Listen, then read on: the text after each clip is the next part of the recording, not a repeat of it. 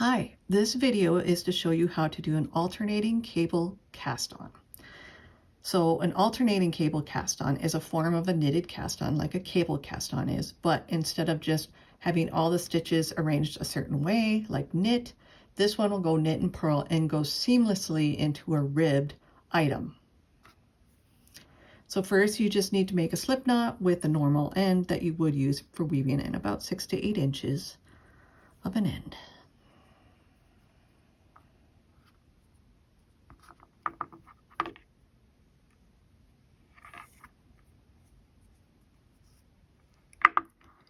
And then this first stitch,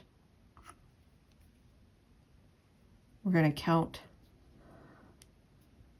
as like a purl. So this next one, we're going to go in like you would normal knitted cast on. We're going to go through. This is the only time you're going to do this in this cast on. We're going to go through that stitch from front to back as if to knit. Wrap your yarn,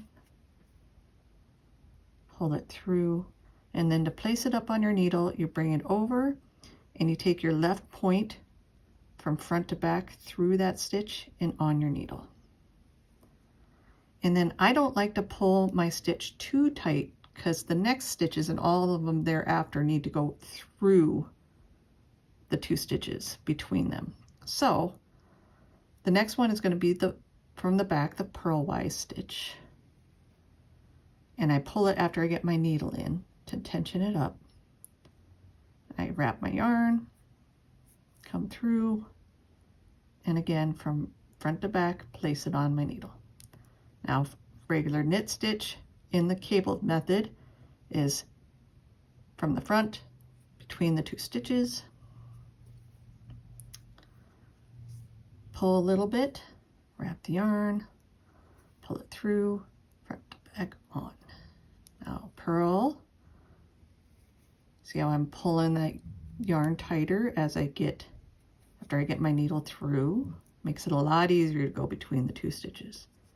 Knit,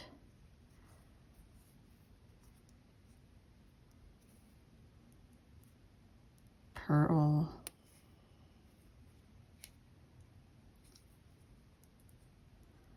knit,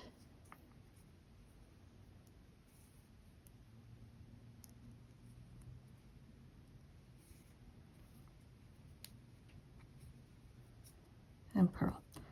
Now, if you ever get confused on which one you're supposed to do, an easy way to tell is wherever that yarn end is coming out, your working yarn, this one's coming out towards me. So I'm going to go in knitwise between the 2 stitches. Oops. Don't want to split those stitches. And then you can see that after I did a knitwise, now the yarn's coming out the back end, not towards me, it's going away from me. So then I come in from behind and do a purl stitch.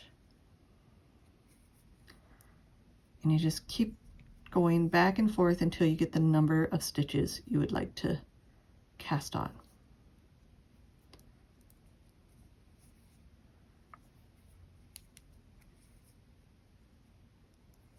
And when I come back, I'll show you how I like to join in the round.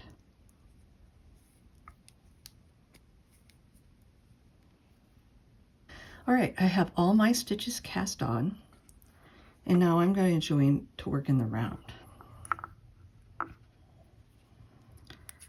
And so the main thing, like whenever you join to work in the round, you want to make sure that all your stitches are going the right way so you don't have a twist.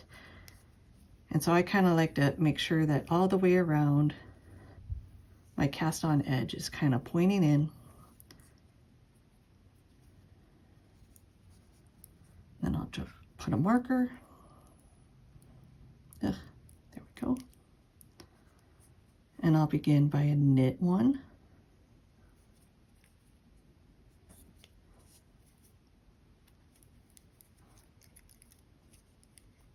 And pull that stitch nice and tight to seal up that gap.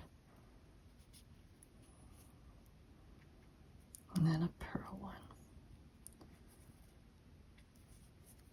And since this was already cast on in knits and purls,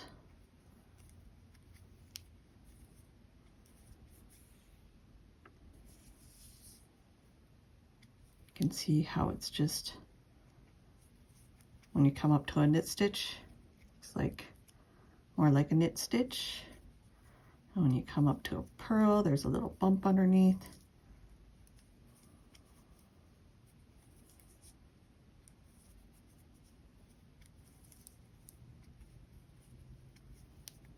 And you continue in that fashion, and you can kind of already see how it just lines up nicely with that and makes a nice, neat edge to your knitwear.